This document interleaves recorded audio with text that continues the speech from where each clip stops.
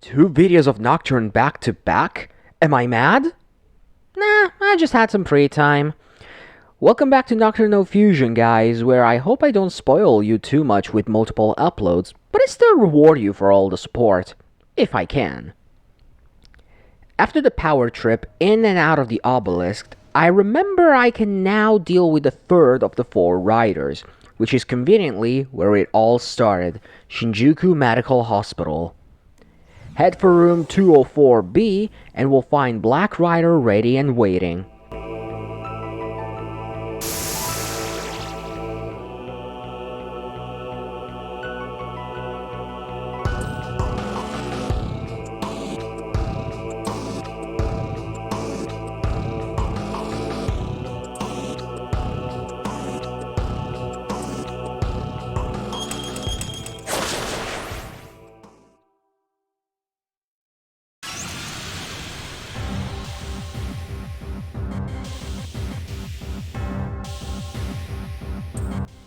Today, the Rider's allies are legions, probably the quote-unquote least threatening, even if they do buff magic and resist physical damage.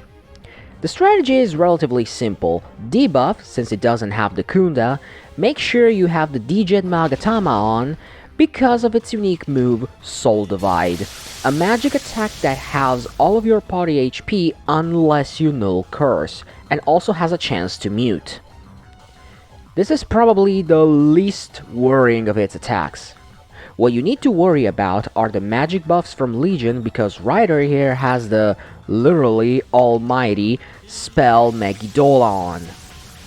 And you don't need a big brain to guess how much it hurts with full buff magic. Even if I use the Kaja, it's Megidolion and Glacial Blast that put me on my knees, and I decide to throw in the towel on this attempt.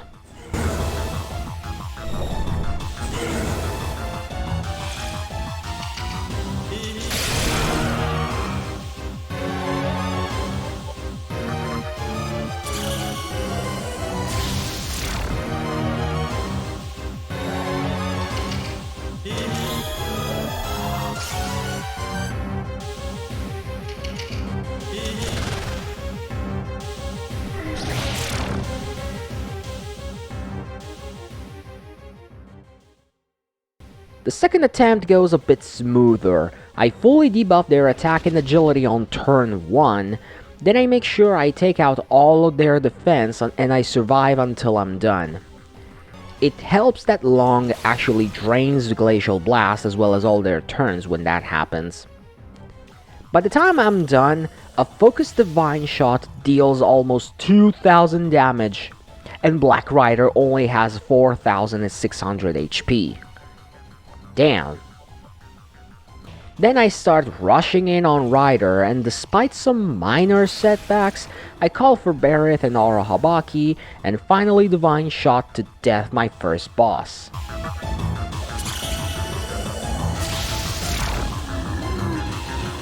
Defeating the Legions after that was a walk in the park, to be honest. Violet Flash from Kuramatengu makes this fight a little easier if you have him alive, but in case you don't, just hit them with everything you got.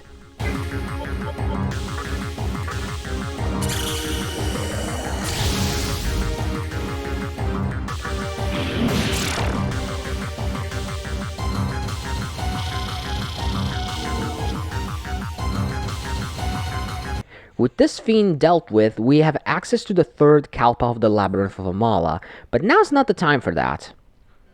I heal up in Asakusa and told Hijiri to send me in the Amala network. Now this place has the exact same enemies as the last time, way back in the early game. Fighting them has no actual purpose, maybe gathering some gemstones in full Kagetsuchi, so make sure to bring a stoma with you, and make sure you keep it on. We navigate around the dungeon, which has a gimmick. There are some rooms which will spawn walls to block you if you pick the wrong path. Nothing that will soft lock you, but can be somewhat annoying. After some running around, we find the Spectre boss from last time.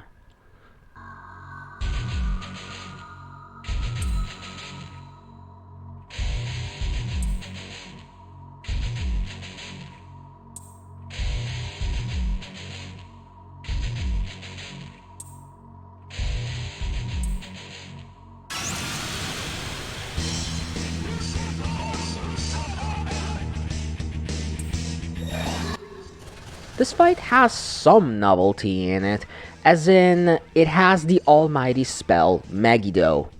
However, he doesn't have the MP to use it. He will use mana drain to get the MP he needs from you, but not all copies will use it all at once.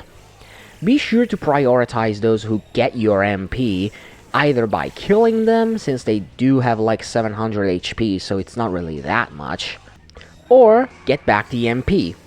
And luckily, Long can do that with mana drain. So long as they can't use Megiddo, the fight is a complete joke. Focus the specters one by one and you'll win easily.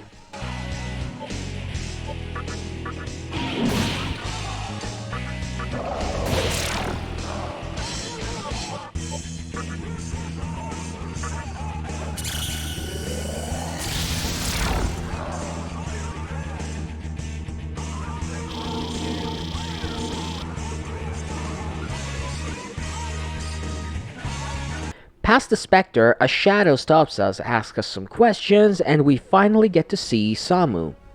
He changed a lot in his time in Amala, and also found his reason to create Musubi, a world where each person, in their own isolation, can create their own reality without need for others. And then he just up and leaves. We get out of the Amala network. Hijiri tells us he'll look for Isamu himself and asks us to leave him alone for the time being. After doing some exploration in the nearby tunnels out of Asakusa, a Hua Po tells us something is happening in Ikebukuro. So I head there, and lo and behold, Hikawa is there, recognizing us as the demi-fiend of the prophecy. He tells us he has the Magatsuhi he needed for a while, hence the little resistance at the obelisk, as well as testing us. We then get to hear his reason, Shijima, a world where people will serve the world, not exploit it, which seems noble at first, but it's hinted that this will also take free will away from humanity, all this in an endless cycle. Then Hikawa leaves, and Hijiri hints about the mannequins being up to something. A quick trip to Mifunashiro shows us that the mannequin kinda want their own reason, even if they're not human.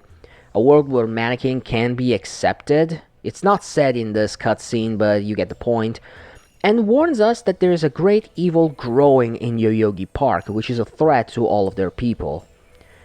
As I head into the next area, the flames of the candelabra flicker. The fourth rider is ready for us, and I am ready for it. But in an unorthodox twist, I'll use the Pisaka from the broker as well as the Yomante Magatama. You'll see why. I dive in the Vortex War willingly and meet with death itself, Pale Rider.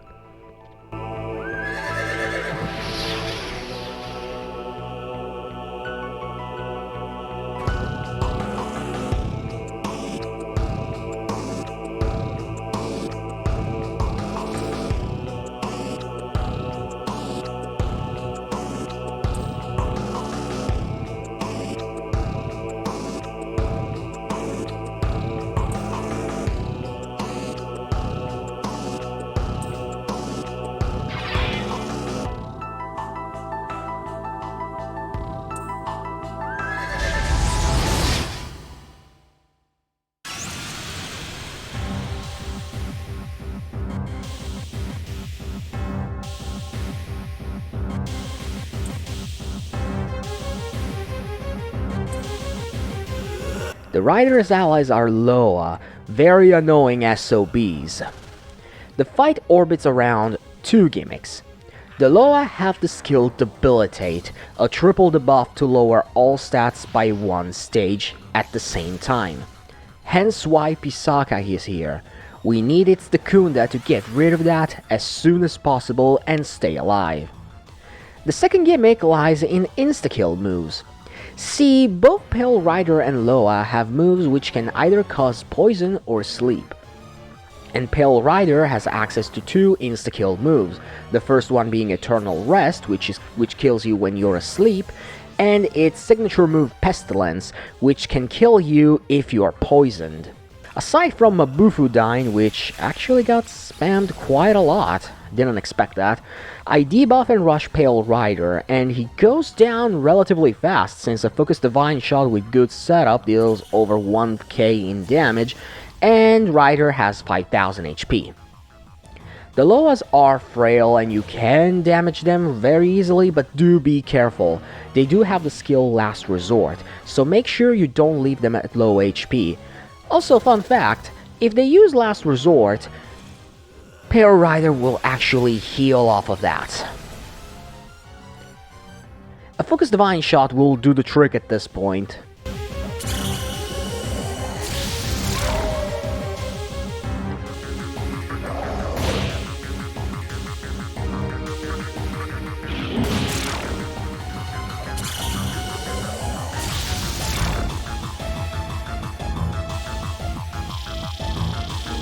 That was much easier than I anticipated. It's always fun to see how the easiest fight is the last one when they are in the group, and the first three are actually tougher. When the Riders dispatched, now only 2 Fiends are left. With a third one, you need to go through for the true demon ending. I explore some more and find a junk shop owned by the Collector Mannequin, which has some new Magatamas to sell. For now, I settle to buy only the Vimana Magatama, which has the skill Endure. I carry on until I reach my next destination, the Asakusa Tunnel. In here, we find some slain mannequins. Sakahagi's handiwork. Same deal as the Ikebukuro Tunnel, it's dark, so light balls or lightoma are your best friends. Unlike the Ikebukuro Tunnel, this area is much smaller. Nothing much happens and there aren't many good demons I want in here. A good, probably best pick, in here is the Demon Titan, which has access to Beseech to help recruit higher level demons, Retaliate, which is a double power counter, and Taunt. I run around getting the few chests I can find and exit the tunnel, reaching the right entrance to Yoyogi Park. Now I am ready to proceed. But I think this is where I'm gonna stop for today. The Yoyogi Park section is long on its own, so it's best to keep as its own thing. Besides, there may be some places I want to visit before I enter the fairy grounds. Won't be happy to see me, what with all the ones I exterminated for chakra drops. But anyway, thanks for stopping by. If you enjoyed, please leave a like and a comment and a subscribe. And until next time, this has been Bahama Raven, and I wish you a fantastic day. Bye-bye.